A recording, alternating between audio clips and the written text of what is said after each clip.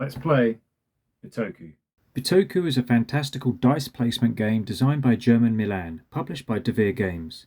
Here, wonderful players compete to be the successor to a great spirit, to watch over a primordial, lush forest many eras ago. A marvellous Japanese manga anime vibe spreads throughout, as players aim to score the most points. There's also elements of deck building, hand management and set collection, so lots of things to juggle. You start with a vision card, which you'll score at the game's end if you've completed it, or lose points if you don't. That's an initial goal if you start baffled. The board might look busy, but don't panic. Bitoku lasts 4 rounds and there's 4 seasons per round. 90% of the game takes place in summer though. That's where the players do the bulk of their actions.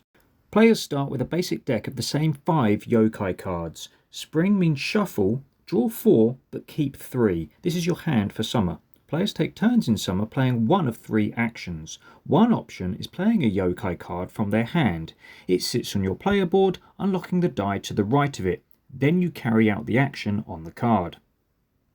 This means gain resources. This means claim a dragonfly or mitama spirit, paying the resources shown below. They offer one-time rewards once bought and combined together. How cool is that?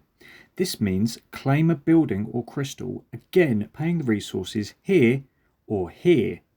Buildings sit in matching forest spaces. You place your building counter on it to show it's yours. Meanwhile, crystals sit on your player board, earning you rewards stated on them, as well as unlocking one of your pilgrims. This means gain a movement point. You choose how to spend these.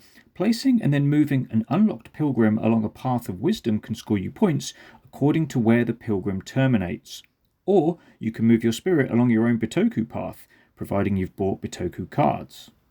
Instead of playing a card, you can place an unlocked die into a vacant forest space. You start with dice having values of 3, 2 and 1. When you place a die, you can reinforce it by 1 pip by discarding an amulet. When you place a die, you perform an action corresponding to the die's value. These actions are akin to, and often better than, the options the base cards provide. Plus, if the die meets or exceeds the value shown on a building in that space, you can do that building's action. The building's owner gets a reward when you do this. Option 3 is moving one of your dice across the river into the Hiraku Hills, where it loses 1 pip. Here you can either deck build, take the more powerful yokai card, adding it to your hand, or you can take the Bitoku card, adding it to your Bitoku path. Or you can take 2 of these 4 actions, moving your Kodama spirits along these lake paths, or placing a pilgrim next to sacred stones. Once everyone's played their 3 cards and played and moved their 3 dice, the season ends. You can score one of your 3 played cards this turn, thinning it out of your deck. Then you'll draw back up to 4 cards, pick 3 and go again.